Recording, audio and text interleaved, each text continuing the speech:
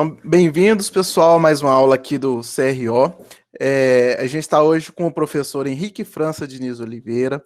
Ele é mestre em odontologia pela Faculdade de Odontologia da UFMG, professor adjunto da Newton Paiva. Eu gostaria que você, professor, quando começasse, pudesse contar um pouquinho da sua história, contar um pouquinho da sua carreira brilhante até agora.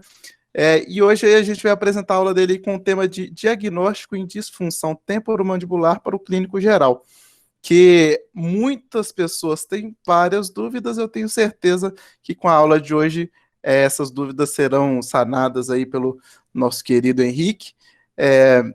Eu agradeço desde já, em nome do CRO, em nome de nossa comissão de CRO Jovem, que tem formulado essas aulas, tem corrido atrás de professores de excelente qualidade, como o professor Henrique, para poder trazer cada vez mais informação e mais conhecimento para a nossa classe. Peço para o pessoal que já se inscreveu, que está inscrito aqui, que está assistindo a aula ao vivo, prestar atenção no chat, deixar seu nome para poder ganhar o certificado. E no mais, as perguntas podem ser feitas pelo chat, que nós vamos repassar ao professor no final da aula, para não ter nenhuma interrupção. Pode ficar com a palavra agora, professor Henrique. Obrigado, doutor Alisson.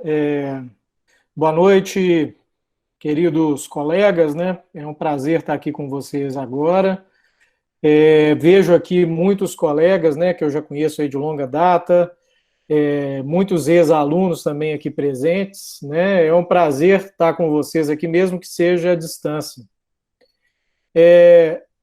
Eu agradeço ao convite feito pelo CRO, é uma oportunidade da gente conversar sobre odontologia, né, sobre temas que são do interesse, né, de todos, principalmente trazer um pouco de cada especialidade para o clínico geral, né, são problemas que aparecem no dia a dia de todos os consultórios e está todo mundo aí agora envolto nessa pandemia, né? Então, assim, existe uma influência muito grande nessa área de atuação.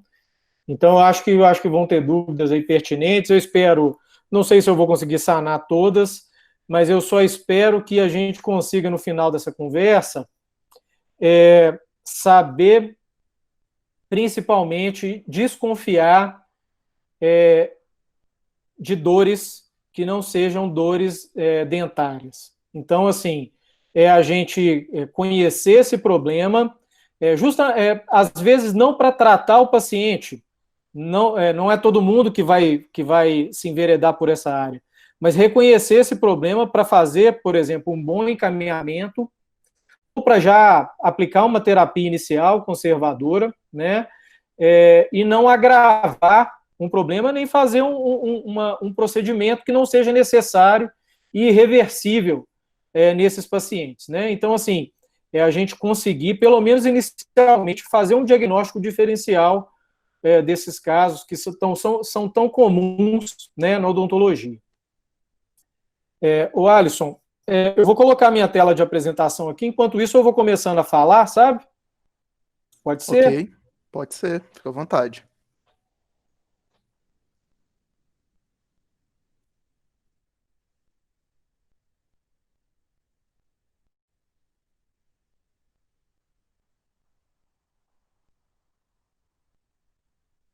Vocês estão conseguindo ver a apresentação?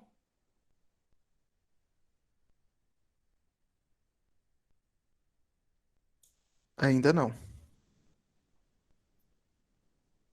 Apareceu aí? Sim. Beleza. Perfeito. Então, pessoal, meu nome, como o Alisson já me apresentou, meu nome é Henrique França, eu sou cirurgião dentista, formado pela UFMG. Eu estudei 3 semestres na PUC, uma ótima faculdade, uma grande escola, só que financeiramente isso apertou um pouco para minha família, sabe? Então eu não pude continuar. Aí eu fiz vestibular novamente e fui aprovado na UFMG. Entrei na UFMG no 3º período, né?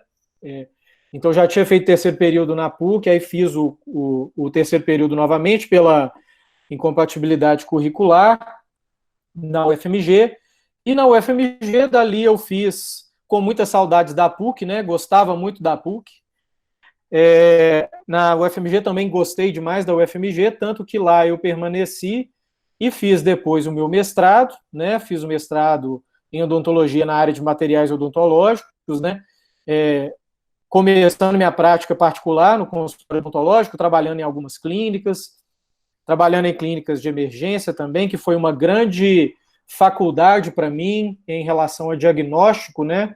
Então eu recomendo que todo cirurgião dentista faça atendimento de emergência, porque acho que é o melhor lugar para a gente praticar o diagnóstico e treinar, né, a fazer diagnósticos para conseguir fazer bons tratamentos.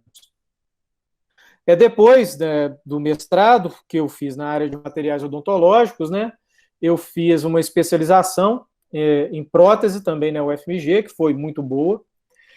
E na especialização em prótese eu tive uma oportunidade de ser professor substituto na disciplina de dor orofacial na UFMG, e lá estou desde então, né, porque acabou meu contrato de professor substituto, e eu permaneci como voluntário, né, e estou lá até hoje. Fui professor substituto novamente depois quando teve um outro concurso lá na UFMG, continuei na dor orofacial, além de ficar também na dentística, no departamento de odontologia restauradora. Continuo lá como voluntário, então venceu meu contrato como professor substituto também lá na UFMG novamente, mas nesse tempo aí já são 10 anos na UFMG, na disciplina optativa de dor orofacial. Na Newton, eu sou professor adjunto, né? Tenho um projeto de extensão junto com o professor Roberto Pedras, que é o coordenador do projeto de dor orofacial. Sou professor adjunto lá da casa, e a gente também leciono na disciplina curricular de odontologia integrada, na parte também de disfunção temporomandibular, além de ser professor na área de prótese, materiais odontológicos. E a minha formação, ela teve esse rumo, sabe? Então, uma coisa foi puxando a outra. Eu acho que investir em currículo, investir em estudos, são investimentos que não se perdem, porque isso você carrega para a vida inteira, e esses estudos vão abrindo oportunidades no mercado de trabalho, e vão carregando o nosso currículo, né, construindo bons currículos para disputar por essas vagas que são tão difíceis, que vão aparecendo ao longo da vida e que vão formando o nosso nome, né, no mercado de trabalho. É difícil, é gradual, não foi na base de marketing, nunca fiz isso, meu consultório nem placa tem, então, assim, a gente trabalha já há muito tempo, né, no mesmo local, na minha clínica, junto com vários colegas, né, então, assim, a trajetória ela foi sendo construída gradativamente, ainda não acabou, né, ainda tem muito chão para eu percorrer e tenho muito que estudar ainda, e eu vou dar uma notícia para vocês. Eu acho que os colegas aqui já estão aí na estrada há mais tempo, como eu, né? Então, só para... Eu não falei quando que eu formei, né? Formei em 2003, então aí vai fazer 17 anos, né, de formado. Nunca mais a gente vai parar de estudar, né? Então, nesse momento, eu estou fazendo doutorado em clínicas odontológicas na Faculdade de Odontologia, também da UFMG, na área de disfunção temporomandibular. Então, assim, estudo, gente, nunca mais a gente para, tá? Podem se acostumar. E a gente tem que arrumar tempo para isso, né? As coisas vão mudando, a ciência, ela não para, né? E nós temos que acompanhar para saber o que nós temos que fazer e para saber o que nós não podemos fazer, né?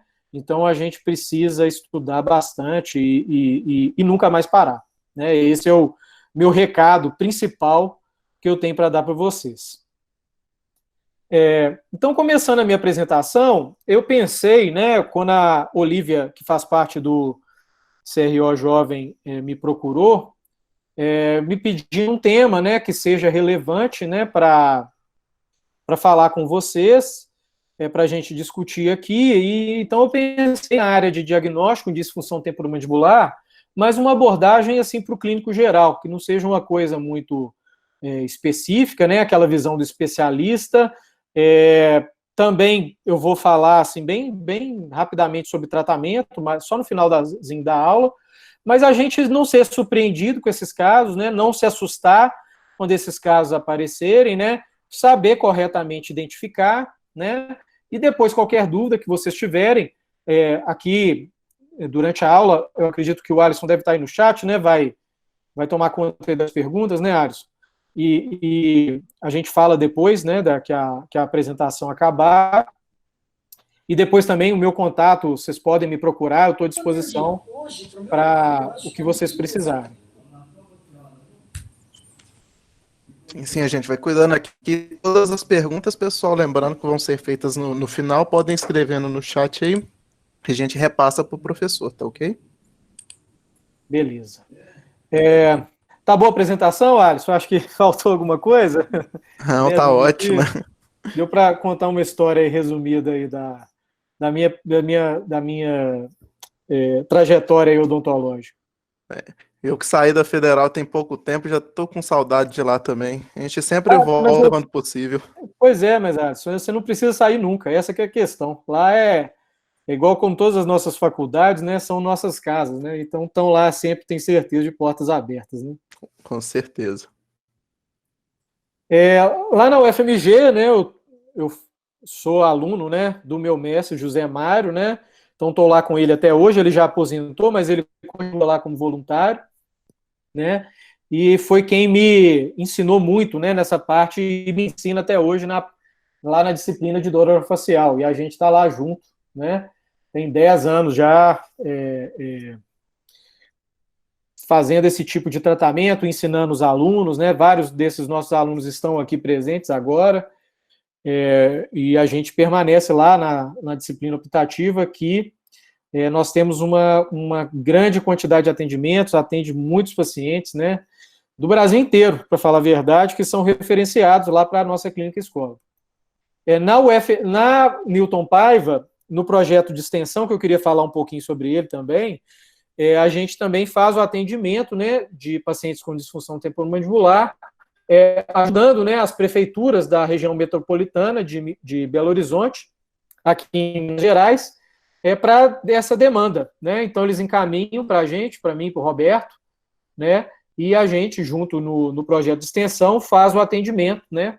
Fazendo um complemento aí da atenção pública, né, odontológica dos municípios. Os municípios parceiros, né, do estágio supervisionado lá da Newton. Então, pessoal, iniciando, né, o conteúdo, vamos definir o que são as DTMs, as disfunções temporomandibulares. Então, as disfunções temporomandibulares são um grupo de problemas. Então, vejam bem que fala de problemas, não necessariamente doenças, né? São problemas músculo-esqueléticos e neuromusculares. Então, você tem aí, em músculo esquelético, você tem músculos, ossos, ligamentos. Na parte neuromuscular, a conexão da musculatura com o tecido nervoso, a parte de inervação propriamente dita pode estar afetadas, que envolvem as articulações temporomandibulares, então a estrutura articular, né, da mandíbula, articulação temporomandibular, os músculos mastigatórios, né, e todos os tecidos associados, né? Então, todas essas estruturas estão envolvidas, né, nesse conceito, né? Quando você tem algum tipo de problema, então, nesses problemas nós temos um problema de função, o paciente não consegue funcionar bem, e o que a gente entende como função? Falar, deglutir e mastigar, né? Não consegue fazer isso de maneira satisfatória. E problemas dolorosos, né? Geralmente, o paciente na odontologia, principalmente quando o serviço está associado com emergências, uma das grandes causas de procura de tratamento é a dor, né? E a segunda causa de dor na região orofacial, a primeira vocês sabem qual que é? Qual que é? Dente. E a segunda são as disfunções temporomandibulares. Então, né, é a maior causa de dor na região orofacial por razão não dental, né? Então, quando a gente vai fazer um diagnóstico, à primeira vista por eliminação, nossa primeira ideia qual que é? Dor de dente, né? Por probabilidade, pela segunda hipótese, seria uma disfunção temporomandibular, pela sua prevalência, tá? Então, um grupo de problemas do sistema mastigatório que possuem sintomas em comum. Então, essa característica, ela explica muito como as disfunções temporomandibulares elas foram tratadas ao longo do tempo e como elas são tratadas hoje. Então, antigamente, chamavam as disfunções temporomandibulares de síndromes das disfunções temporomandibulares. E o que são síndromes? São um conjunto de sintomas, né, que vão determinar uma determinada doença, né? Então, nós temos uma síndrome caracterizada por aquele conjunto de sintomas. E, na verdade, as disfunções temporomandibulares, elas podem ser reflexos, na verdade, de várias doenças que têm o sintoma em comum, que é dor e disfunção. Então, é o contrário de uma síndrome, na verdade. Então, ela pode ser uma manifestação de vários problemas, né, que se traduz como um sintoma comum, que é principalmente a dor, tá? E depois as disfunções. E quais são esses sintomas que são mais comuns? Principalmente dor, né? Na região pré-auricular, região das articulações, né? Região temporal e região dos músculos mastigatórios, né? E essa dor normalmente está relacionada com a mastigação, né? Ela pode piorar, melhorar, de acordo com a função, né? De mastigação ou de outras atividades funcionais. Então, abertura, fechamento, bocejo, né? Então, o paciente ele pode estar acometido desses problemas quando ele vai realizar atividades comuns, né? Ele não consegue efetuar efetivamente essas atividades. Outros sintomas também que são muito comuns e muito prevalentes são os ruídos articulares, né? Então, todos vocês já viram, né, os estalos articulares, né, chamados de cliques, né? Aquela sensação de crepitação, não sei se vocês já observaram isso nos pacientes. Então, é um pouco até aflitivo quando o paciente abre e fecha a boca, né? Um ruído áspero, né? Aquela sensação áspera de crepitação, que é diferente do clique, né? E geralmente está relacionado com problemas diferentes, né? Com doenças diferentes. Outros sintomas que também são muito comuns são a amplitude de movimento de abertura, né? Além da dificuldade mastigatória, o paciente não conseguir abrir a boca, então o paciente travado, seja unilateral ou bilateral, né? Um dos lados pode abrir totalmente e o outro não, ou às vezes nenhum dos dois lados vai abrir. Nesse caso, o paciente fica travado com a boca fechada.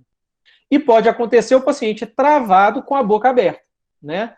Então, esses são os sintomas mais comuns, principalmente os sintomas musculares e esses sintomas articulares.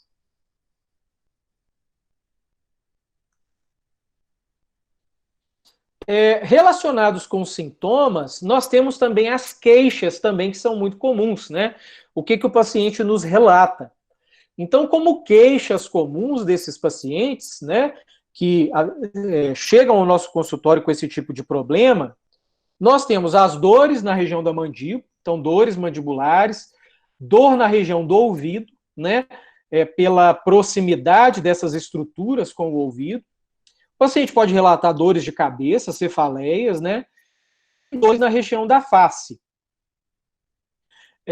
Outros sinais associados, né, principalmente quando o paciente apresenta algum tipo de hábito parafuncional, né, como o bruxismo, né, o bruxismo é um deles, tanto da vigília quanto do sono, ou do apertamento, né, tanto da vigília quanto do sono, pode apresentar uma hipertrofia muscular, um desenvolvimento maior da musculatura do rosto, né, E sinais de desgaste oclusal, fraturas de restaurações, né?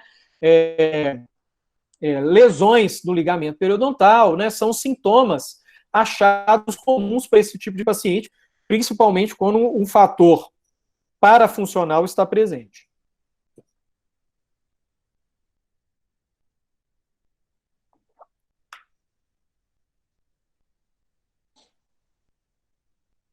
Em relação à sua prevalência, né, a epidemiologia das disfunções temporomandibulares, esses sinais e sintomas, eles são muito presentes na população. 41% da população apresenta algum deles, né? Sinal clínico, né, não só o que o paciente relata, mas o que o clínico vê, cerca de 56% da população pode apresentar. Algum tipo de DTM, 40% a 60% da população pode apresentar. E o paciente ser consciente de algum sintoma, 25% da população. Então, ele é muito prevalente o problema. Mas aí, quando a pergunta ela muda para quando a gente pergunta para o paciente se ele sente que o sintoma seja grave o suficiente para procurar o tratamento, é menos de 10% da população. Mas 10% da população é uma prevalência muito alta. Tá? Esse trabalho de Manfredini que ele fez, então mostra, né, a grande necessidade, né, de tratamento, né, que esse problema de disfunção temporomandibular ele pode gerar, né? E a principal causa, o que faz o paciente principalmente procurar o tratamento? A dor, né, que é o sintoma mais incapacitante, é o que mais incomoda as pessoas, né? A dor, ela é um aviso, né, que ela avisa o paciente, ela avisa as pessoas que naquele tecido tem um problema e aquele problema precisa ser resolvido, né? É um sinal, né, um sinal evolutivo, né, que demonstra que tem alguma coisa errada acontecendo.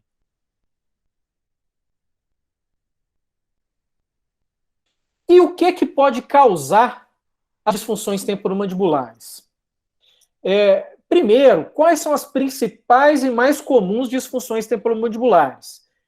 Principalmente as dores miofaciais e disfunções musculares, as disfunções articulares, então as disfunções nas articulações, e as condições dolorosas e degenerativas das articulações temporomandibulares.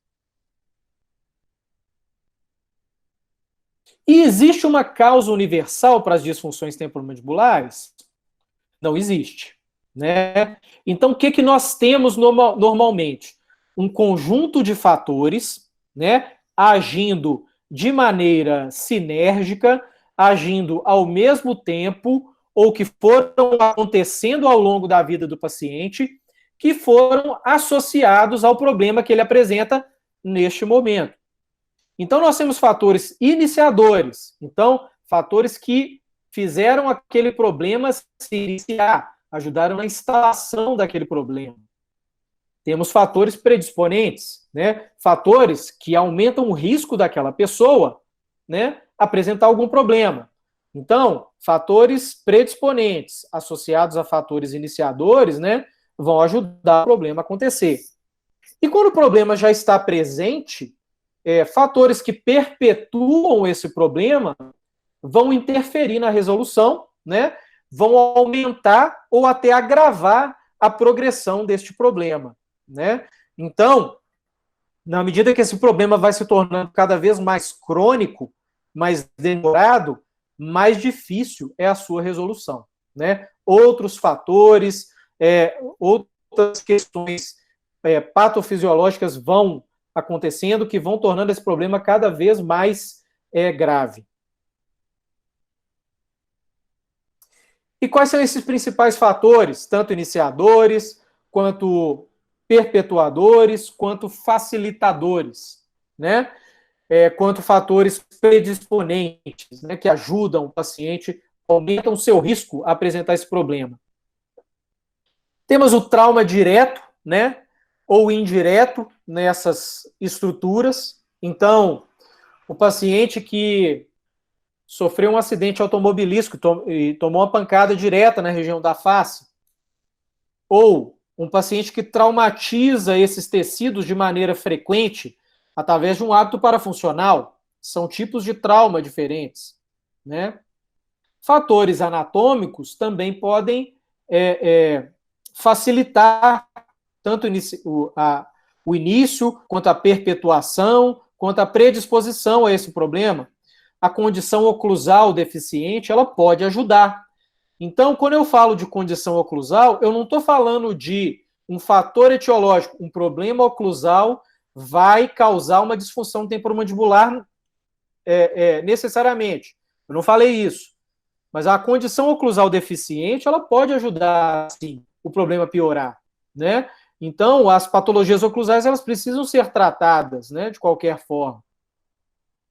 Fatores psicossociais, né, a tensão emocional, a depressão, os estados de ansiedade, eles vão ter um papel importante no desenvolvimento desses problemas, né? Então, tanto que os instrumentos diagnósticos que a gente usa hoje, eles levam esses fatores psicossociais em grande consideração, né? E quando estão presentes, né, é preciso que eles sejam abordados para a resolução completa do problema. Em relação aos fatores patofisiológicos, né, a dor, quando ela permanece muito tempo, quando ela estimula muito o tecido nervoso, ela causa uma série de alterações, né, no tecido neural que vão fazer com que esse problema se torne cada vez mais grave. Então, quando o problema vai se cronificando, a hipersensibilidade do paciente vai aumentar, o limiar de dor dele vai diminuir, vai ter uma facilitação para a estimulação dolorosa e ele vai sofrer com esse problema de uma maneira mais severa. Então, a perpetuação desses problemas ela é muito importante. Então, a gente tem que quebrar esse mecanismo de transmissão e perpetuação do estímulo doloroso, né? Que aquela lesão, né, inicial causou e permaneceu naquele tecido.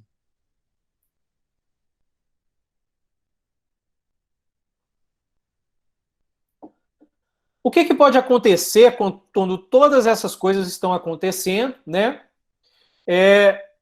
Presentes num paciente, para que ele desenvolva ou não uma disfunção temporomandibular. O que vai fazer com que algumas pessoas desenvolvam ou outras pessoas não desenvolvam? Então, todos aqueles fatores, eles têm um papel importante, mas a capacidade de adaptação do indivíduo a esses fatores, ela é diferente, né? Então, tem pessoas que vão se adaptando a essas condições ao longo da vida, com situações de cicatrização, remodelamento ósseo, dos tecidos moles da articulação temporomandibular, e vai se adaptando gradualmente a esses problemas. Vai regular o tônus muscular de acordo com a demanda muscular que aqueles músculos estão recebendo. Então, aquela pessoa ela não vai desenvolver doença, né? Ela não vai desenvolver sintomas. Mas, se isso ultrapassa o limite de adaptação desse indivíduo, aí sim, né, esse equilíbrio vai pender para o aparecimento da doença. Aquele organismo está falando ali, chega, eu não aguento mais, né, agora está acontecendo uma destruição. Eu não estou conseguindo dar conta, né, de recuperar esse organismo no tempo correto em que essa agressão está acontecendo. Então, aí, nesse caso, há uma alteração de equilíbrio, né, e a doença vai aparecer. Então, em relação ao trauma, né, essas situações traumáticas, que nós temos os traumas diretos. Então, por exemplo, um bocejo com uma abertura bucal muito ampla, procedimento odontológico, que o paciente fica com a boca aberta há muito tempo, vai fazer um tratamento endodôntico segundo molar superior. Aí o paciente está lá com um grampo, mais instrumentação endodôntica, vai ficar com a boca muito aberta. Pode causar um trauma direto naquela articulação, naqueles músculos, naqueles ligamentos. O paciente que sofre uma intubação no hospital, né, ele pode sofrer um trauma pelo procedimento, que é muito agressivo. Fraturas na região da face, né?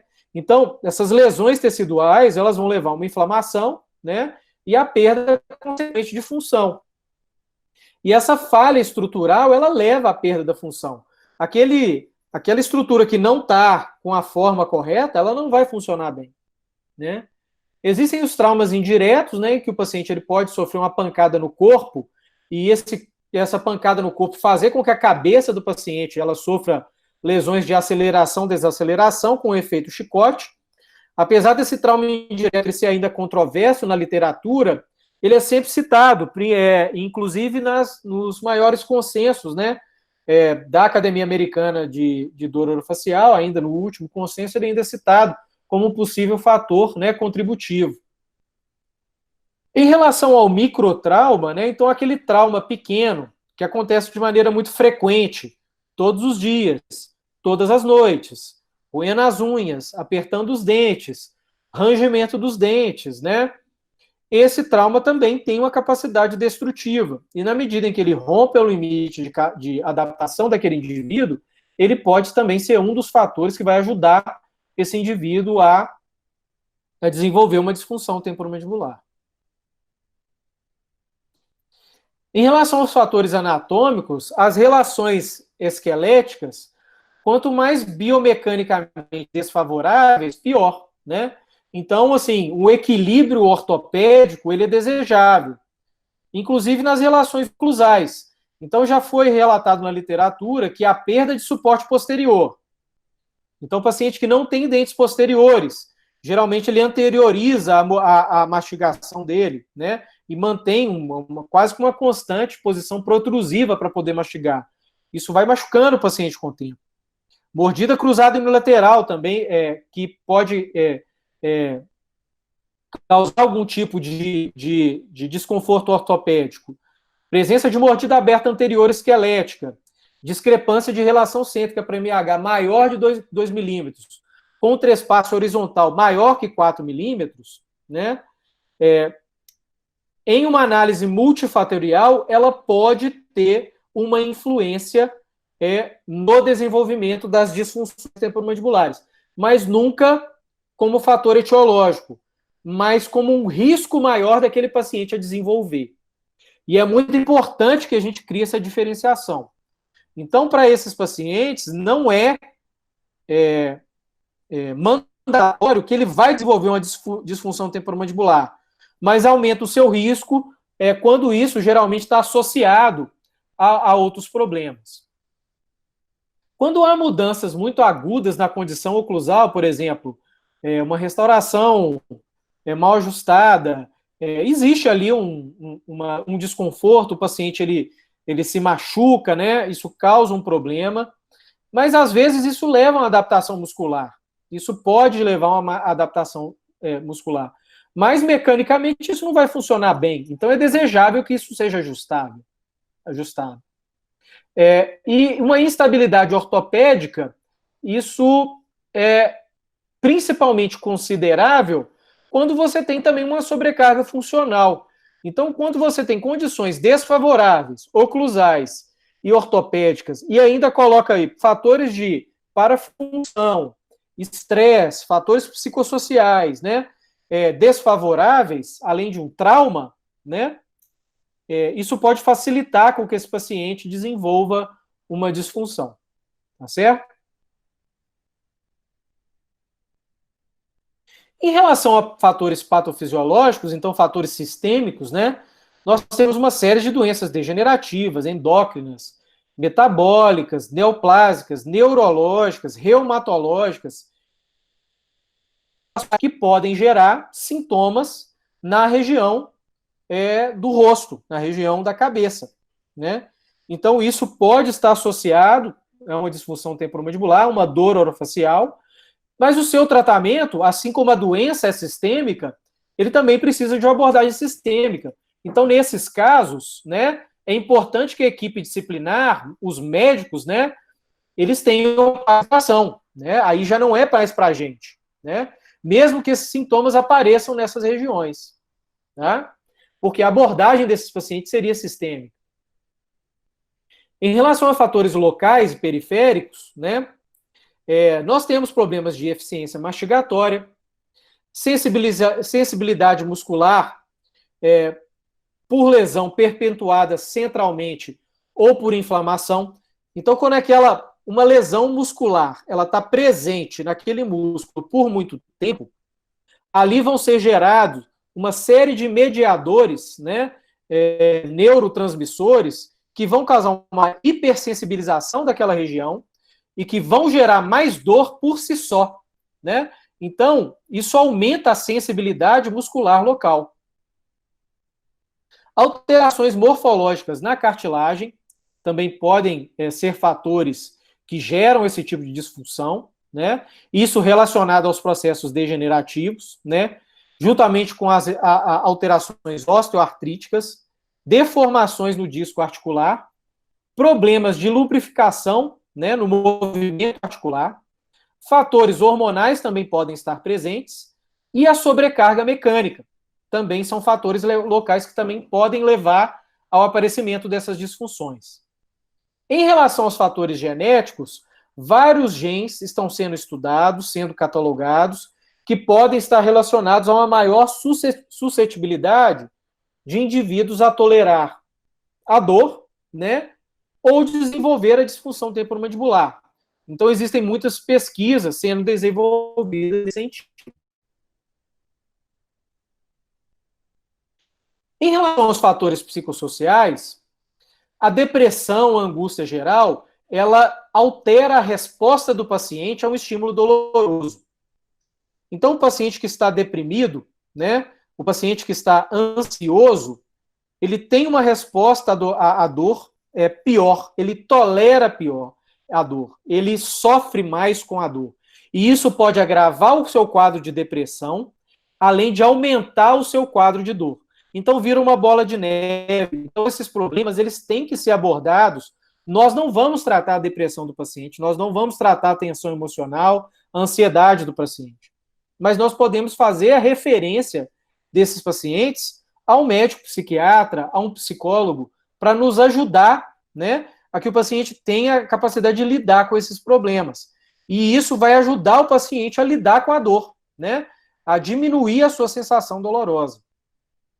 A tensão emocional também pode levar, né, a uma maior tensão física, uma maior contração muscular também por si só, e isso gerar, né, a maior probabilidade de uma lesão, né, tanto muscular quanto articular, né, quanto uma maior sensibilização muscular. Então, a tensão emocional também vai agir por esse aspecto em relação ao sistema nervoso autônomo, né? Então, o paciente está com aquela contração muscular generalizada, né?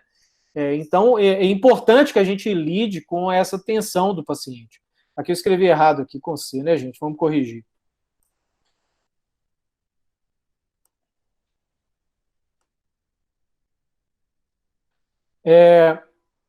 E isso vai alterar muito a resposta do paciente à dor, né? Então, o paciente vai ser menos motivado quando ele está deprimido, né? E vai colaborar menos com o tratamento, né? E a gente precisa abordar isso. E alterações de comportamento também são muito importantes. Já nas alterações de comportamento, o psicólogo pode nos ajudar, mas a gente tem algumas estratégias que pode levar o paciente, né, a melhorar o seu comportamento, principalmente seu comportamento parafuncional, né, seu comportamento postural, né, de identificação e correção de hábitos parafuncionais, que vai ser de grande valia para o tratamento dessas disfunções. Então, nós temos um indivíduo assintomático, né? Então, um funcionamento normal do seu sistema mastigatório. Se aparecerem fatores etiológicos, então, fatores contributivos, iniciadores, perpetuadores, oclusais, traumáticos, tensão emocional, estímulos de dor profunda por lesões musculares que não são resolvidas, né? Permanecem por muito tempo, gerando ali neurotransmissores que vão facilitar, hipersensibilizar aquele paciente, causando assim mais dor. E a presença de hábitos parafuncionais, né? A adaptabilidade do indivíduo, se ela não der conta, né? Ela vai, junto da presença de fatores genéticos, biológicos, hormonais e outros fatores que a gente ainda não conhece, né? Pode romper esse limite de adaptabilidade e aí o paciente vira a desenvolver uma disfunção temporomandibular. Se não romper essa adaptabilidade, o paciente vai se adaptando àquilo ao longo da vida e não vai ter nada, não vai ter nenhuma necessidade de tratamento. Tá certo?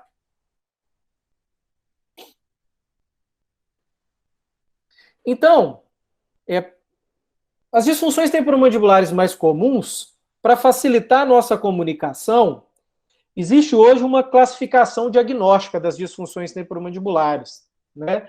Então, nós temos critérios diagnósticos para caracterizar as disfunções temporomandibulares, né?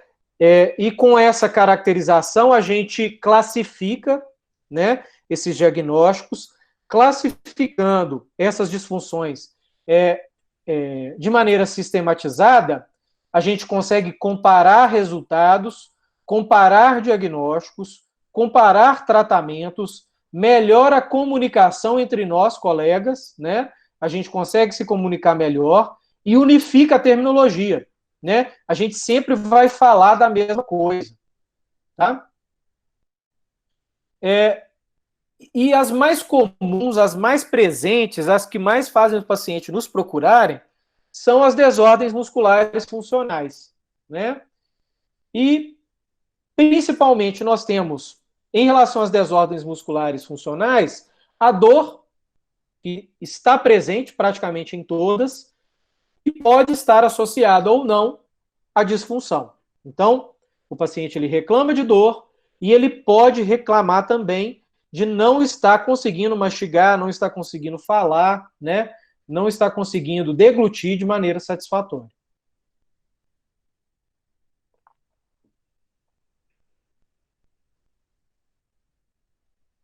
Então, como que as disfunções musculares elas podem se desenvolver? Nós temos o paciente com a função normal e temos aí um evento, determinado evento, como todos aqueles que eu falei com vocês antes, todos aqueles fatores predisponentes, né, perpetuadores, iniciadores. Aquele evento pode gerar uma dor muscular local. Isso vai gerar uma contração muscular protetora, né? Então a gente para de usar aquela musculatura por um momento, até aquela musculatura melhorar. Então o problema está resolvido e a gente volta à função normal. Beleza. Isso seria um ciclo normal quando é um evento esporádico. Mas vamos dizer que esse evento, ele com o tempo, ele permaneça. Quanto mais tempo esse evento permaneça, ou mais eventos permaneçam, essa dor muscular, ela pode gerar um mioespasmo. Então, você tem aquela musculatura travada, depois eu vou explicar o que é um mioespasmo, né?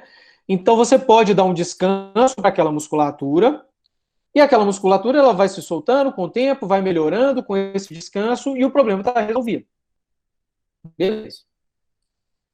Permanecendo esse evento por tempo, né? Então, de agudo, o quadro vai se tornando cada vez mais crônico. Os efeitos no sistema nervoso central dessa dor muscular, eles vão aumentando. Então, vai ocorrendo na musculatura um acúmulo de mediadores neurotransmissores algogênicos, né? Que vão deixar aquela dor, aquela região mais sensível, né? Então, os distúrbios miálgicos regionais, eles vão aparecer. Então, nós temos aí dor miofacial, mialgia mediada centralmente, né? E outros distúrbios miálgicos sistêmicos, como a fibromialgia. Então, na medida que o problema vai se cronificando, né? Essas dores, elas vão se agravando. Para isso resolver, o paciente precisa ser tratado para resolução.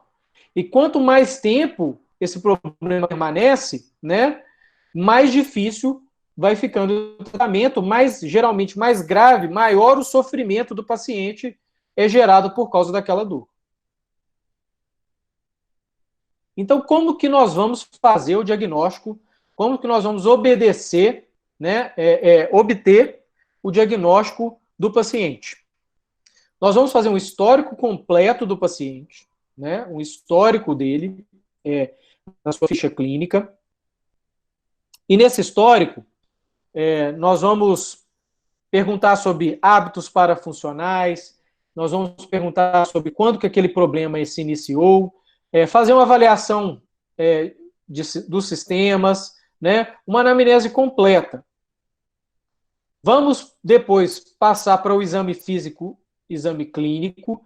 Esse exame é um exame específico, onde o nosso principal objetivo é provocar aquela dor, aquele problema que o paciente sente. Então, é como se a gente tivesse o tempo tentando cutucar, né, imitar aquela dor, aquela queixa que o paciente sinta, para que a gente saiba exatamente de onde que aquele problema está vindo, quais são as características daquele problema, para conseguir aplicar corretamente aquele tratamento. Podem nos ajudar exames de imagem em algumas situações, e podemos também complementar essa anamnese com exames complementares. E assim, né, obter, ao final disso tudo, um correto diagnóstico. Então, uma ferramenta muito útil para obter um diagnóstico seria uma ficha clínica ou uma ferramenta diagnóstico que é o Research Diagnostic Criteria, que é o RDC.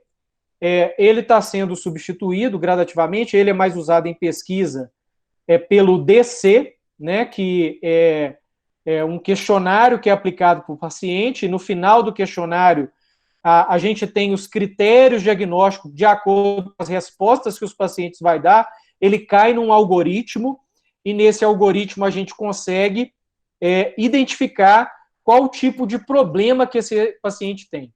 Então, esse é o DC, é o Diagnostic Criteria for Temporomandibular Disorders. Então, é o DC. Tá? É um questionário, né? Ele não é muito complicado de ser aplicado, mas exige um certo treinamento. Nesse questionário, nós temos perguntas em relação ao problema do paciente, em relação à sua saúde, em relação aos sintomas que ele está fazendo. Existe um questionário de sintomas, os sintomas que o paciente apresenta. Ele pode mostrar esses sintomas num diagrama, né? Isso ajuda o paciente a comunicar esses sintomas. E nós temos também questionários em relação à parte psicossocial. É o chamado eixo 2 desse questionário. Então, a gente vai fazer perguntas em relação ao estado emocional, né, do paciente, né, para tentar inferir alguma influência desse estado emocional, para conseguir, talvez, encaminhar esse paciente e fazer uma abordagem mais completa desse problema. Então, nesse exame, nesse questionário, nós vamos ver dados em relação à sua queixa principal, pode haver mais de uma queixa, a localização da dor, então o paciente ele vai mostrar naqueles diagramas a localização da dor, o seu início, quando ela começou, se ela é aguda ou crônica, se ela está associada a outros fatores, então ela piora com a mastigação, melhora com gelo, né? A sua progressão, se ela começou muito leve, depois foi ficando cada vez mais grave, ou se ela já começou muito forte, repentinamente, isso tudo é importante. As características da dor, se aquela dor é queimante, é uma ardência, ou se é uma dor que lateja, né? Isso é importante, o paciente descrever as características da dor.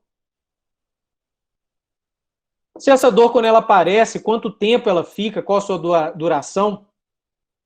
Se ela é frequente, por exemplo, acontece uma vez por mês, né? Isso a gente consegue diferenciar, por exemplo, de uma dor dentária. Alguém tem dor no mesmo dente uma vez por mês, né? Difícil, né, isso acontecer, né? Então, assim, isso já vai nos dando ideia no comportamento, na sua localização, nas suas características, de onde essa dor está vindo, para a gente não se confundir, para a gente acertar nesse diagnóstico. Em relação à sua intensidade, se é uma dor leve, uma dor moderada ou uma dor forte. Se existem alguns sintomas concomitantes, por exemplo, sintomas motores, autonômicos, lacrimejamento, congestão nasal, entupimento do ouvido, o fluxo da dor, como que ela vem, se ela vem em salvas, né? como se fosse tiros de metralhadora, se ela vem em choques, em golpes. São características importantes da dor que o paciente pode nos dar. Fatores agravantes e atenuantes que o paciente pode apresentar. Então, a gente tem um questionário de hábitos, né, que a gente pode aplicar ao paciente, então, para identificar, ajudar a identificar hábitos parafuncionais. Eles são difíceis, às vezes, de serem identificados, então o paciente nem sempre percebe que ele apresenta hábitos parafuncionais, mas a gente tem que tentar verificar isso, né? Em relação à função, se o paciente sente aquela dor piorando quando ele aperta os dentes, quando ele mastiga, quando ele abre a boca. Se modalidades físicas fazem isso melhorar, piorar, com o gelo melhora, com o gelo piora, com o calor melhora, com o calor piora. Alguma medicação que ele esteja tomando se faz melhorar, se faz piorar. Presença de fatores psicossociais, estresse emocional, problemas no sono, problemas litigiosos, né? Consultas ou tratamentos anteriores que o paciente possa ter feito, e se ele fez algum tratamento anterior, se foi eficaz, se não foi eficaz, isso é importante para que a gente também, talvez não faça a mesma coisa que já foi feito, né? A gente vá por ou faça de um modo diferente. Relação com alguma outra queixa de dor, por exemplo, em alguma outra região do corpo. Então, o paciente pode relatar uma dor na articulação, mas é só na articulação temporomandibular? Não, eu tenho muita dor no joelho, dor nos dedos, dor no tornozelo, dor nos quadris. Então, eles podem estar relacionados com dores em outras partes do corpo. Sua história, uma revisão médica anterior completa, revisão dos sistemas e uma avaliação psicológica, psicossocial. Nós não somos psicólogos, nós não somos psiquiatras, mas nós temos um questionário que a gente pode lançar a mão, né, que pode ajudar a identificar se aquele paciente tem alguma sugestão de algum problema psicossocial. Então, essas figuras, elas vão ajudar o paciente a descrever esse problema. Então, ele pode falar, olha, tá doendo aqui, ó, atrás da minha orelha, aqui perto do final da minha cabeça, e na hora que aperta, essa dor se espalha, né?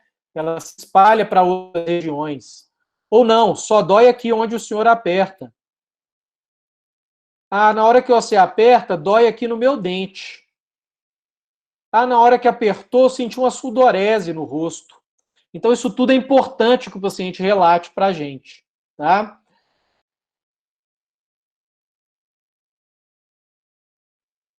No exame geral, nós vamos pegar os principais sinais vitais do paciente, dados como pressão sanguínea, pulsação, frequência respiratória, temperatura corporal. Uma avaliação neurológica, né, de sentidos, visual, auditiva, avaliação cervical, de equilíbrio e coordenação. Se a gente desconfiar de algum problema neurológico, também fazer esse referenciamento.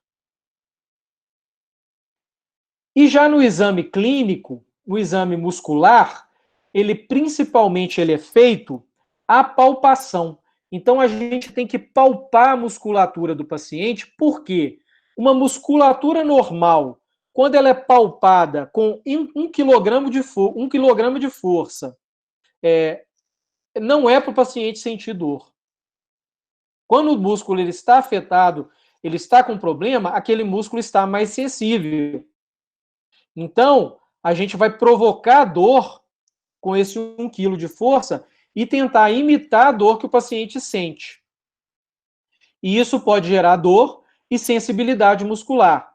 E a gente pode encontrar também nessa região pontos de gatilho, né? Então, quando aquela lesão muscular é uma lesão mais profunda, onde a gente tem bandas musculares que não se desfazem, né? A gente consegue palpar, geralmente a gente identifica um ponto de gatilho, e nesse ponto de gatilho, a presença de dor referida.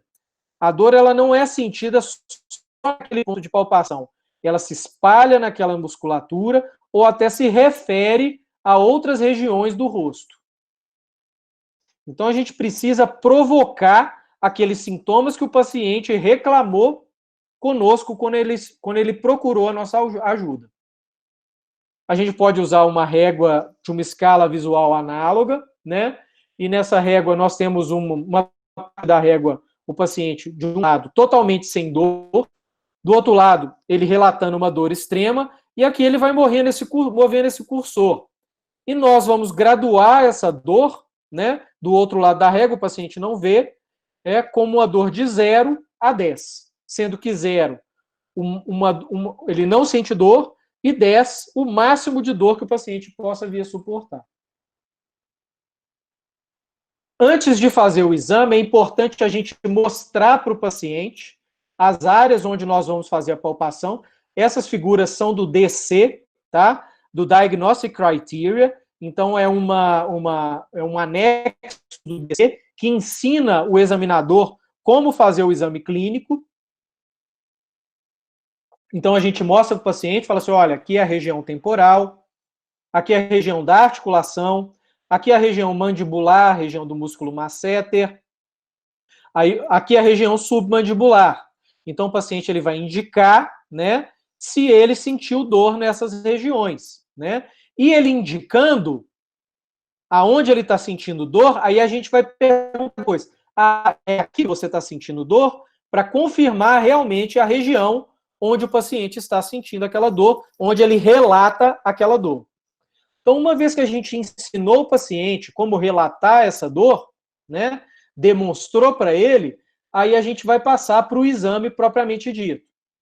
Então, padrões de referência incisal, de trespasse vertical e horizontal, vão ser medidos em milímetros. Se o paciente, através dessas referências, ele tem padrões de abertura diferentes de um padrão de abertura reto, ou uma limitação de abertura, ou um desvio corrigido para algum dos lados, né? Um desvio não corrigido para algum dos lados. Se o paciente não consegue abrir a boca totalmente, né? Então, medir a abertura do paciente em milímetros. E nós temos aí a abertura livre de dor, que o paciente consegue sozinho abrir. Então, a gente pede para o paciente, olha, abre o tanto que você consegue sem dor. Aí o paciente vai abrir, a gente vai medir em milímetros. Aí a gente pede para o paciente, olha, abre o máximo que você conseguir, mesmo com dor. A gente mede isso em milímetros. E aí a gente vai medir, mesmo o paciente com dor, a abertura passiva do paciente, para ver o tanto que o paciente realmente abre. Porque algumas vezes você tem uma limitação física para o paciente, e o paciente, mesmo sem dor, não consegue abrir muito a boca. E tem situações onde a limitação de abertura do paciente é por dor. Então ele consegue abrir a boca, mas a dor não deixa ele abrir. Então isso é um critério importante para a gente diferenciar o tipo de patologia. E principalmente para diferenciar se é uma patologia articular de uma patologia muscular. Então, quando você tem um impedimento articular, a gente dificilmente consegue abrir mais do que aquele ponto, que o paciente tem uma limitação. Mas se é um impedimento muscular, que é simplesmente só a dor que está acontecendo, se a gente estira aquela musculatura passivamente, o paciente consegue abrir. Ele sente dor, mas ele consegue abrir. E se o paciente sentir dor, ele vai indicar para a gente aonde ele está sentindo dor. Então, depois desse exame, né, ele vai mostrar com o dedo, ó, eu senti dor aqui, ó, na articulação. Aí você vai conferir, você sentiu dor então na articulação? Aí vai anotar. Mesma coisa, eu senti dor na hora que abriu aqui na articulação. Então você vai conferir, então você sentiu dor aqui e anota. Dor, abertura de tantos milímetros. Mesma coisa durante os movimentos de lateralidade e protrusão.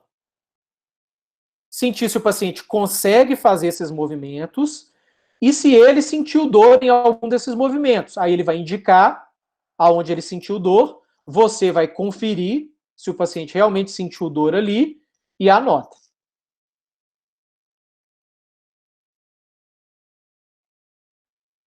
Vamos verificar através do tato, né? Se o paciente, ao abrir a boca e fazer movimentos excursivos de lateralidade e protrusão, ruídos articulares, ruídos de crepitação salidos articulares, tanto de abertura, quanto de fechamento, quanto na protrusão, quanto de volta nesse movimento de translação. Tanto no lado de trabalho, quanto no lado de balanço, na lateralidade. Na palpação muscular, nós vamos palpar 3 pontos na região posterior do temporal, média e anterior, como se a gente estivesse mapeando esses músculos. No masseter, na origem, 3 pontos de posterior para anterior, no corpo e na inserção, também 3 pontos, com 1 quilograma de força, tá? Então, um algômetro, né, pode usar, ou uma balança, para calibrar a sua força de palpação. Sempre que você tiver em dúvida em relação à força, volta lá na balancinha e vê se você está colocando a força de 1 quilo, tá? Porque se você apertando com a força indefinida, o paciente ele vai sentir dor. Então, a gente faz a palpação e o paciente vai nos relatar se em algum desses pontos ele sentiu algum tipo de dor. Ou uma dor local, ou uma dor que se espalha na região muscular, ou uma dor que se espalha além dessa região muscular. Na região da articulação temporomandibular, no polo lateral, nós vamos usar 1 quilo de força. Na região em volta do polo lateral, meio quilo de força. Tá? Então, a palpação da própria articulação.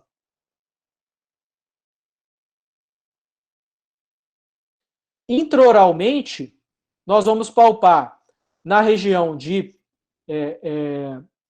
feixe inferior do músculo pterigóide lateral e de tendão do temporal, né, que se insere aqui no ramo da mandíbula. No pterigóide lateral, você tem um espaço entre o processo coronoide e a maxila, onde a gente leva principalmente o dedo mínimo, e com a polpa do dedo mínimo a gente palpa com meio quilo de força intraoralmente para superior, em direção superior. Na região submandibular, no ângulo da mandíbula internamente, na inserção do pterigóide medial, né, e aqui internamente, né, na região submandibular. Também com meio quilo de força. É a chamada palpação muscular suplementar. Nas estruturas bucais, né, nós vamos fazer o exame, continuando o exame clínico, nós vamos procurar, por exemplo, alterações no tecido mucogengival, alteração nos dentes, por exemplo, sinal de desgaste, fraturas. Só que esse desgaste, essas fraturas, elas têm um aspecto interessante, porque o paciente ele precisa relatar quando que isso aconteceu, para a gente saber se aquele processo ele está em atividade, ou já esteve em atividade e já não está acontecendo mais, né? Então, o paciente, olha, eu sempre quebro restaurações. Então, está acontecendo aquela sobrecarga, né? A gente pode inferir isso. Periodonto, oclusão, né? Ausência, presenças dentárias. E a gente pode lançar a mão de outros testes diagnósticos, por exemplo, como imagens, né? E testes laboratoriais. Então, imagens, a gente pode usar imagem de ressonância magnética para tecidos moles. Então, com a imagem de ressonância magnética, a gente pode ver tecidos retrodiscais, né? Aqui o pterigóide lateral e a inserção do pterigóide lateral entre os tecidos retrodiscais.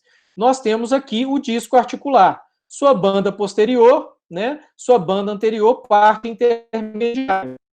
Lembrando que na ressonância magnética, né, as áreas densas, ou seja, as áreas escuras, são áreas de maior tecido mineral, e as áreas de tecido onde tem mais água, né, ou seja, tecidos moles, elas aparecem mais claras. Tá? É o inverso, mais ou menos, da radiografia. E para ver tecidos duros, nós temos as próprias radiografias, né?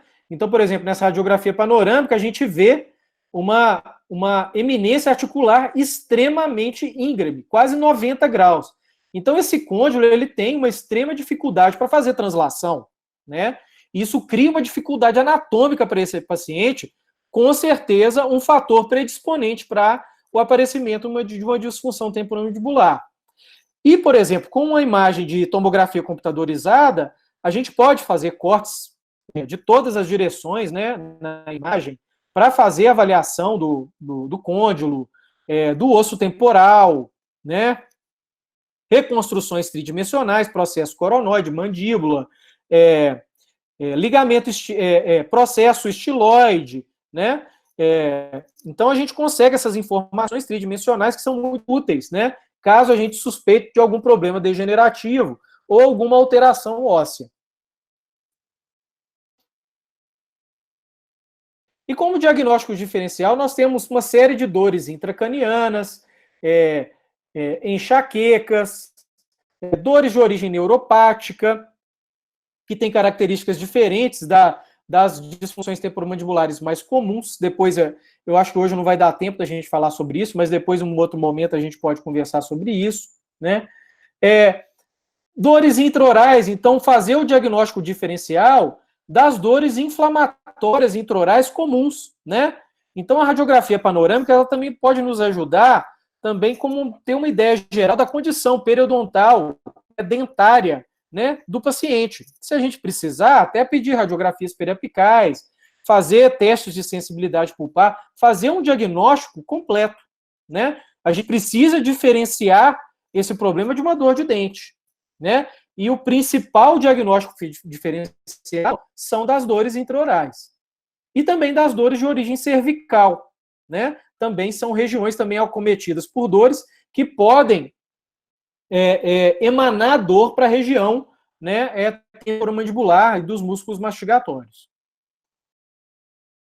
Então, o diagnóstico ele vai ser feito, gente, à luz das informações coletadas no nosso questionário, no nosso exame clínico, né, com os nossos exames complementares. Inicialmente, diferenciar principalmente as mais comuns, né, problemas musculares de problemas articulares.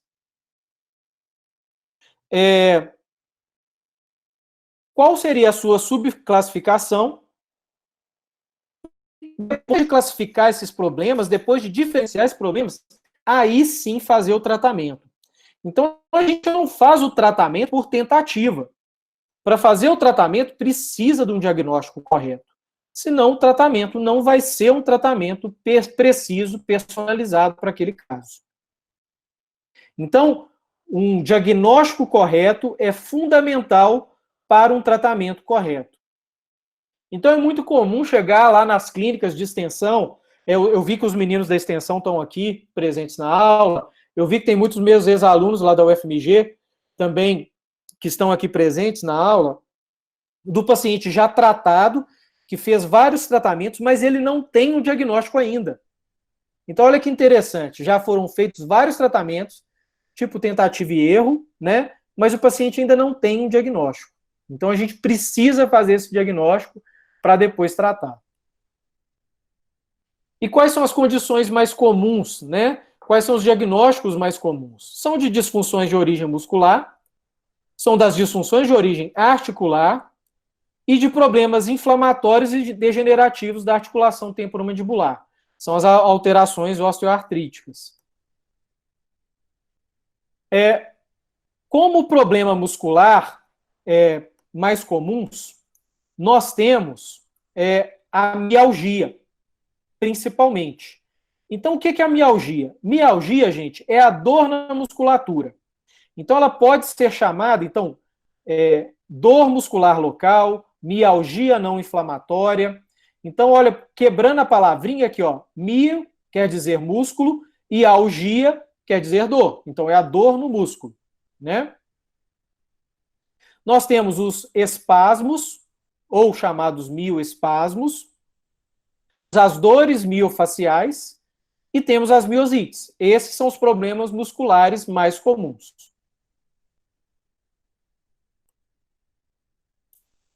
E a mialgia, como que ela é?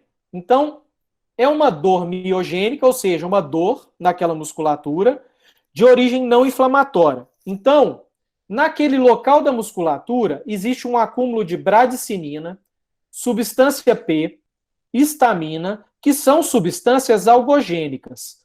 Por que se acumulam essas substâncias naquela musculatura? Por cansaço, por excesso de uso, por trabalho demais, né? por apertamento demais, né? Por mastigar demais, por falar demais, né? Por apertar demais. Então, isso pode gerar o acúmulo dessas substâncias e deixar esse músculo mais sensível. Então, se o paciente que já está com dor, se ele contrai esse músculo, isso pode gerar mais dor, causando um ciclo de retroalimentação de dor local. Isso faz a dor se perpetuar. Então, se aquele paciente já tem mialgia e ele continua contraindo, né? Ele continua contraindo para tentar, às vezes, proteger aquela musculatura, ele pode gerar mais dor ainda. E como a gente identifica? Dor à palpação. Então, é uma dor à palpação local. Então, é só naquele ponto de palpação que existe dor. Tá? Essa dor ela não se espalha, ela é bem identificada pelo paciente naquele ponto sensível do músculo. Um outro problema muito comum de disfunções musculares são os espasmos. Então, o que é o espasmo? É uma contração muscular tônica induzida pelo sistema nervoso central, com uma limitação de movimento. São as cãibras, gente. Então, o paciente trava, né? Pode não ter dor, ou pode ter dor, às vezes ele não tem dor. Isso é causado por cansaço da musculatura e desequilíbrio eletrolítico, ou seja, acaba ali, né, o alimento do músculo, acaba ali cálcio, e aquele músculo trava. Esse músculo ele vai travar, mas a duração desse travamento é curta, ela não perdura, né? O que diferencia essa condição, por exemplo, de uma miosite, né, e de uma contratura, em que você tem aquele travamento por mais tempo, né? Um outro problema muscular também muito comum é a dor miofacial. E o que caracteriza a dor miofacial? Você tem a sensibilidade muscular, mas essa sensibilidade muscular você consegue palpar bandas musculares rígidas e hipersensíveis naquele músculo. Então, são pontos mais sensíveis naquela musculatura, chamados de pontos de gatilho. Eles são nódulos flutuantes, você consegue sentir a palpação aqueles pontos. E uma vez apertando aqueles pontos, a dor ela se espalha naquela musculatura. Então, a gente chama, nesse caso, de dor miofacial por espalhamento, ou ela pode referir a dor ela pode ela se referir a outras regiões. O paciente pode sentir a dor em pontos remotos, por exemplo. Aperta o masseter, o paciente pode sentir a dor, por exemplo, no dente. O paciente pode sentir a dor na região da cabeça. Então, essa dor ela se espalha. Então, isso diferencia da sensibilidade muscular local, né, a mialgia, da dor miofacial. Então, esses pontos eles são localizáveis, são doloridos à palpação, por causa também da hipersensibilização local, então com aquele mesmo acúmulo de substâncias algogênicas, mas nesse caso, há um efeito de sensibilização central mais profundo. Então, já existe, né, uma facilitação, né, na transmissão da dor para o sistema nervoso central. A sua etiologia ainda é incerta, mas está também relacionada a trauma, também hipovitaminose, fraqueza, fadiga da musculatura, infecção viral, o estresse emocional que vai gerar também essa tensão emocional, e esse estímulo de dor profunda que cria um ciclo de retroalimentação da dor e sensibilização central. Então, esse efeito excitatório central é que vai gerar a dor referida, porque quanto mais profunda é a dor que o paciente sente, mais difícil é a localização da dor pelo sistema nervoso central, a interpretação da dor pelo sistema nervoso central. E como essa dor ela já está mais profunda no músculo, né, a gente não consegue identificar direito de onde ela está vindo. Então, o paciente ele pode chegar na clínica, por exemplo, reclamando de uma dor de dente. Aí você faz os testes, todos os testes de sensibilidade, de imagem naquele dente estão normais. Aí você vai fazer a palpação muscular no masseter, aperta o masseter com 1 kg de força e aquela dor ela se espalha, aumentando a dor no dente. Então você pode desconfiar, num caso desse, hipotético, né, mas que acontece, de uma dor miofacial. Entenderam? Então a dor ela é sentida numa região diferente.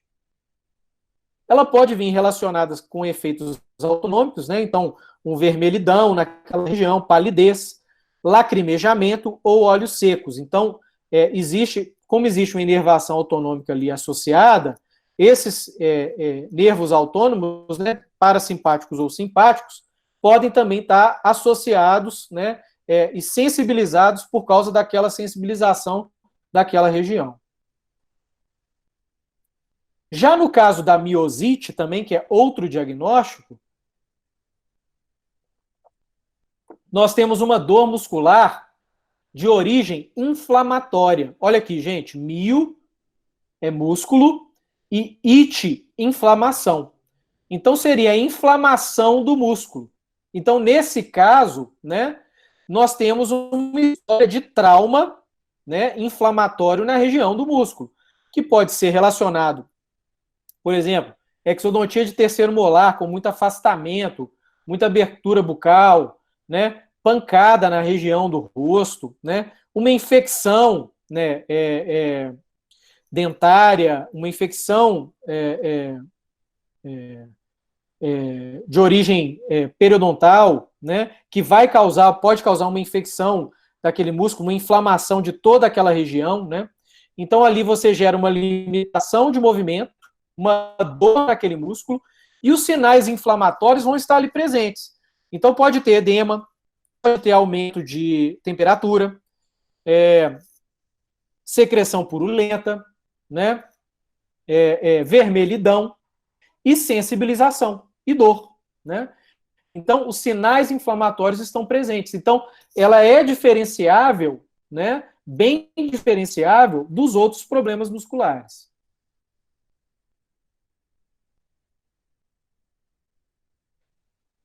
Em relação aos distúrbios mais comuns articulares, nós temos 3 grandes grupos. Os desarranjos do complexo côndilo-disco, a incompatibilidade estrutural das superfícies articulares. Então, um exemplo que eu mostrei para vocês na radiografia panorâmica, né? Aquela eminência articular muito reta, né? Muito íngreme. Você não tem uma rampa ali para uma translação suave do côndilo. E problemas articulares inflamatórios. E os principais sinais e sintomas dos problemas, dos distúrbios funcionais articulares, são dor e disfunção. A dor geralmente está presente por abuso mecânico durante a função. Então, o paciente usa demais aquela articulação de forma aguda, ou seja, pode mastigar muitos chicletes, comer um pacote de pipoca no cinema, né? E isso causa um trauma ali agudo naquela articulação, e isso dói. O deslocamento agudo do disco articular, então que causa, naquele momento, uma inflamação e por isso causa dor, né? Causa uma lesão e por isso causa dor. E uma inflamação, que pode ser de origem sistêmica ou degenerativa, né? No caso das osteoartrites, no caso das artrites, né? Na inflamação articular. E como disfunção, nós temos a perturbação do movimento normal do côndilo. Então, nós temos, quando o paciente abre e fecha a boca, sons, né? Então, tem cliques, estalos, né? Então, o disco articular deslocado, quando ele se reduz, ele estala, ou as superfícies articuladas, quando elas estão degeneradas, quando elas estão estragadas, elas fazem um ruído quando esses tecidos se movimentam. Então, esses sons estão relacionados com o movimento mandibular. São os 2 principais sinais e sintomas das disfunções articulares.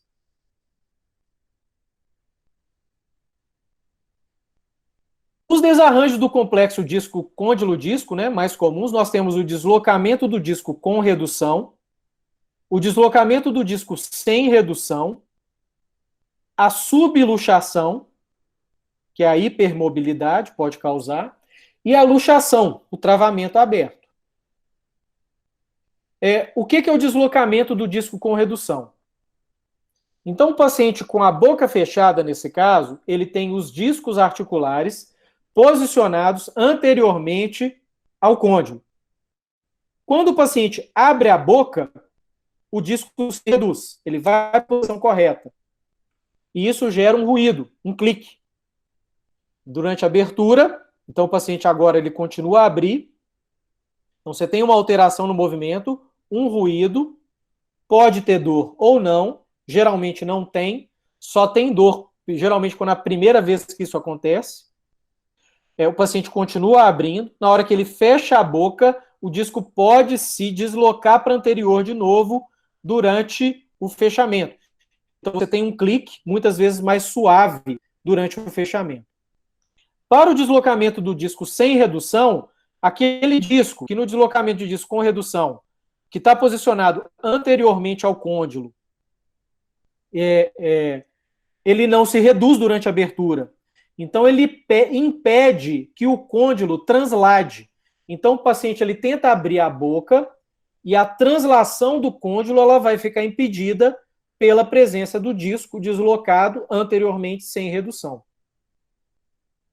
Em relação à subluxação, é aquele caso em que o paciente ele tem episódios em que o côndilo ele ultrapassa a eminência articular e trava numa posição aberta, e o paciente, com alguma manobra, ele consegue reduzir aqueles côndilos e fechar a boca por si só. Então, ele vai te relatar esse problema, né, que isso acontece com ele com frequência. Ou acontece uma vez por mês, que é o critério diagnóstico, pelo menos uma vez por mês. No caso da luxação, o paciente trava aberto e não consegue fechar. Então, ele chega no serviço de emergência com a boca aberta travada. Então, você, o cirurgião dentista, precisa fazer uma manobra para reduzir esse travamento aberto e voltar para a posição reduzida.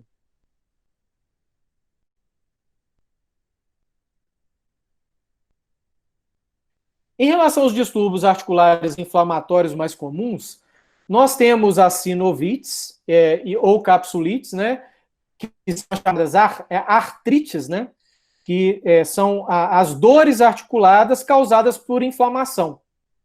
São os problemas mais comuns. Tá?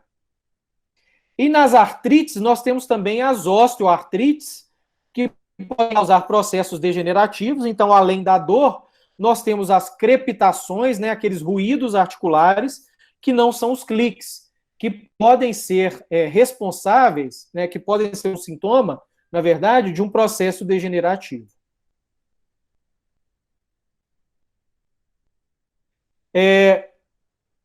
Relacionadas às disfunções, nós podemos ter problemas de mobilidade dentária, pulpites por esse trauma exagerado, desgastes dentários, associado a esses problemas. Então, isso a gente tem que colocar tudo junto, né, dessa anamnese, durante esse compilado, para ver se esses problemas que o paciente está relatando, eles têm essa influência. E eles estão relacionados. Outros sintomas comuns, né, são as cefaleias. Então, das cefaleias, a gente tem que identificar as cefaleias que são de origem neurovascular, né, as enxaquecas, ou as cefaleias tensionais. E o paciente também pode apresentar sintomas otológicos. Então, dores de ouvido. Como a gente pode diferenciar esses sintomas otológicos? A gente pode fazer a referência ao otorrinolaringologista para descartar qualquer problema otológico, né? E no nosso exame de palpação, o paciente sentir dor na região do ouvido, né? Então, o paciente pode sentir alguma dor referida na região do ouvido, que são estruturas muito próximas.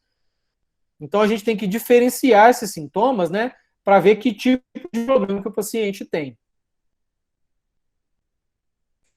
E as modalidades terapêuticas para a função que eu coloquei só a título de ilustração, nós temos várias. Nós temos abordagem farmacológica, nós temos abordagens fisioterápicas, nós podemos utilizar aparelhos intrabucais, placas oclusais, nós podemos fazer o tratamento reabilitador oclusal quando o paciente tem essa demanda.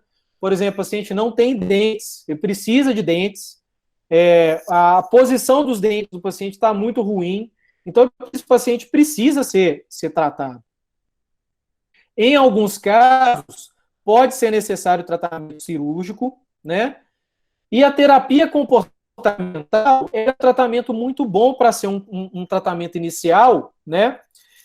Por ser um tratamento barato, um tratamento não invasivo, uma terapia reversível, né? E que tem muita eficácia comprovada, principalmente para as disfunções mais comuns, que são as disfunções musculares e articulares.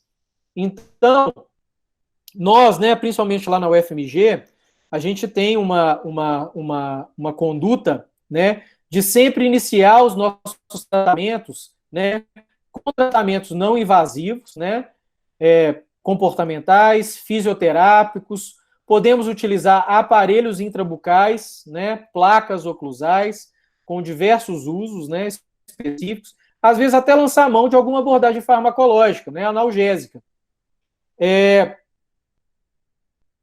Como tratamento, terapia inicial para as disfunções temporomandibulares, de acordo com o diagnóstico, né?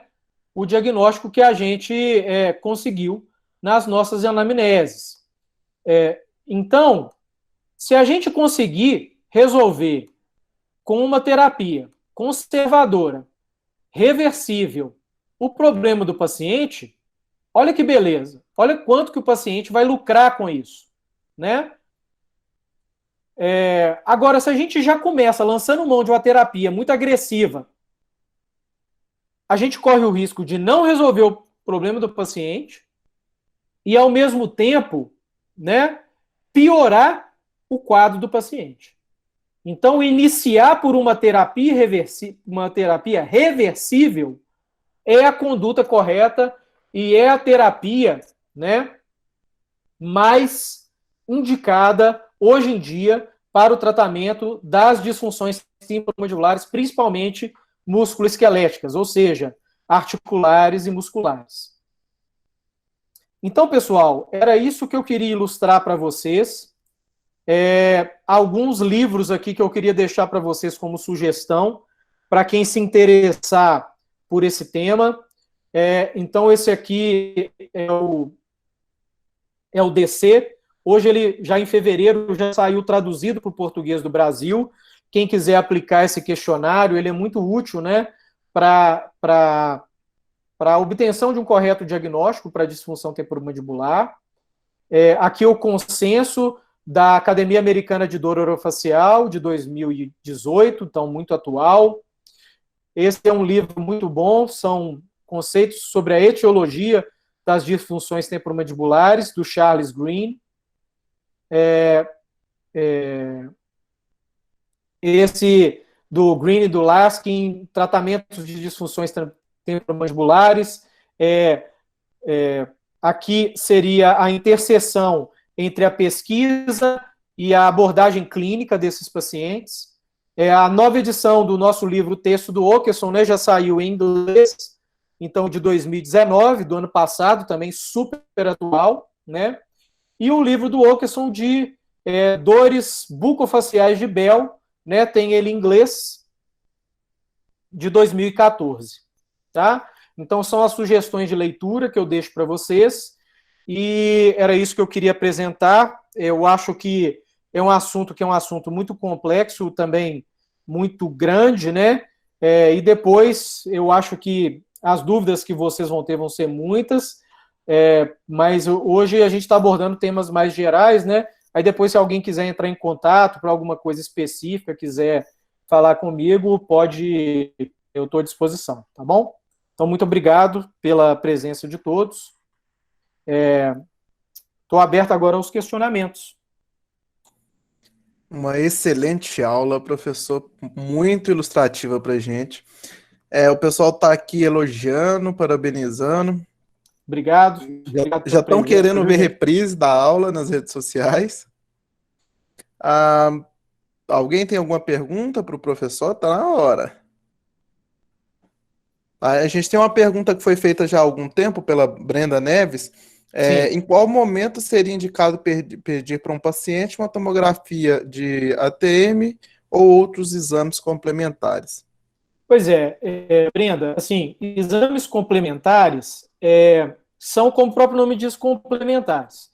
Então, você fez uma anamnese bem feita, você fez um exame clínico muito minucioso, avaliou dente, avaliou a postura do paciente, avaliou o tecido muscular, avaliou articulações, mucosa bucal, língua, tudo, né? E você está desconfiando agora de uma alteração óssea, né? Então você vai pedir um exame de tomografia computadorizada, porque o exame de tomografia computadorizada ele vai dar uma imagem de tecido duro. Então o exame de tomografia computadorizada ele vai ser um exame para avaliação de tecido duro. Então, se você tem alguma dúvida em relação a alguma lesão, principalmente óssea, então, aí você pede a tomografia computadorizada. Uma pergunta do Daniel Almeida. Para uma ação emergencial de atendimento de dor muscular, qual medicação o senhor indica para alívio da sintomatologia dolorosa? Geralmente, Daniel, assim, em relação a só tratamento de sintoma, os analgésicos têm um efeito, né, para as dores de origem muscular. Só que, para você ter um tratamento eficaz, você precisa, além de tratar os sintomas, tratar também o que está originando aqueles sintomas. Então, qual seria aqueles fatores contributivos, né, que estão causando aqueles sintomas musculares? Você não corre o risco de apenas o seu tratamento sintomático, ele vai resolver enquanto o paciente está fazendo aquela analgesia, né, está usando aquele analgésico, mas quando ele for removido, aqueles sintomas eles podem voltar. Então, ele pode ajudar nesses primeiros momentos, quando o paciente está com muita dor, mas você não pode parar de perseguir, né, parar de procurar a origem do problema. E removendo a origem do problema, dá condição, né, para o paciente se recuperar. Aí sim, tá certo? Soraya Hurtado. Pode-se dizer que enxaqueca é um exemplo de estímulo de dor profunda, dentre aqueles fatores patofisiológicos? A enxaqueca, ela tem uma patofisiologia um pouco diferente, onde você tem uma questão neurovascular presente. Então, existe ali um componente vascular, um componente neurológico, pode causar uma sensibilização profunda daquela região, sim, né? Então, pode gerar um estímulo de dor profunda, de dor crônica, mas ele não é só a abordagem desse estímulo de dor profunda, sem a abordagem neurovascular, e aí entra o neurologista, né, para fazer essa abordagem complementar, você não consegue tratar a origem do problema. Então, a enxaqueca é um caso particular, que eu, como conduta, prefiro encaminhar para o neurologista. Perfeito. Guilherme Melo está perguntando sobre a efetividade da toxina botulínica no tratamento. Essa pergunta ela sempre aparece, ela é corriqueira. A toxina botulínica ela vai causar uma paralisação de grupos musculares específicos por um tempo determinado. Então, vamos pensar o seguinte: o que você quer com o tratamento com a toxina botulínica? A diminuição da atividade muscular parafuncional? A diminuição da atividade muscular funcional? A diminuição da dor? Quais músculos estão envolvidos no problema? Quantos músculos você consegue acessar com a infiltração da toxina botulínica? Você consegue injetar, por exemplo, no pterigode lateral, no masseter, no pterigode medial, no temporal, se todos eles estiverem envolvidos? Então, são questionamentos que eu penso, sabe, antes de utilizar a toxina botulínica. Outra questão também envolvida em relação à utilização da toxina botulínica, você poderia usar uma outra terapia com a mesma efetividade ou maior efetividade ao invés da utilização da toxina botulínica? Então, são perguntas que precisam ser respondidas, e já existem estudos clínicos que mostram isso, né, que a gente não vê grandes vantagens da toxina botulínica em relação ao tratamento convencional, principalmente a terapia comportamental, né, alteração de comportamento, alteração de tratamento fisioterápico e alterações oclusais, por exemplo, terapias com placas oclusais por um período específico, com orientação do cirurgião dentista, também não é colocar a placa e o paciente ir embora sem supervisão, né? É que também mostra efetividade. Então, assim, mas assim, podem ter casos onde a toxina botulínica pode ser útil, por exemplo, casos de distonias. O paciente ele perde o controle motor da musculatura, né? Ele treme sem parar. Então, nesse caso, a toxina botulínica ela é benéfica, né? Os neurologistas usam isso, né? A gente tem pacientes em conjunto no Hospital das Clínicas que a gente faz essa abordagem associada. Então, assim, ela é uma ferramenta que pode ser útil para alguns tratamentos específicos, mas eu usaria ela com muito, muito, muito, muito critério. Sim, sim. Outra coisa que eu queria falar, ela gera dor na sua aplicação. E como você não vai anestesiar aquela musculatura, porque você precisa da musculatura ativa durante a aplicação, ela pode causar mais estímulo de dor ainda. Pode fazer um efeito rebote, então. Exatamente. A Luana está perguntando sobre os exercícios. Além do exercício de meditação, de abrir a boca, a parte fisioterápica, 3 vezes por dia, qual outro exercício que ela pode passar para o paciente? Nossa, tem vários. Tem um livro aqui, por exemplo, tem aqui, está do meu lado aqui, ó. Só de exercícios, do Steven L. Krause. É um livro inteiro só de exercícios fisioterápicos para casos específicos. Então, o que eu quero dizer? Para cada categoria específica, para cada grupo muscular que você queira trabalhar, e dependendo da patologia presente, você pode usar alguma abordagem fisioterápica, algum exercício específico. Assim, não existe uma receita universal, sabe?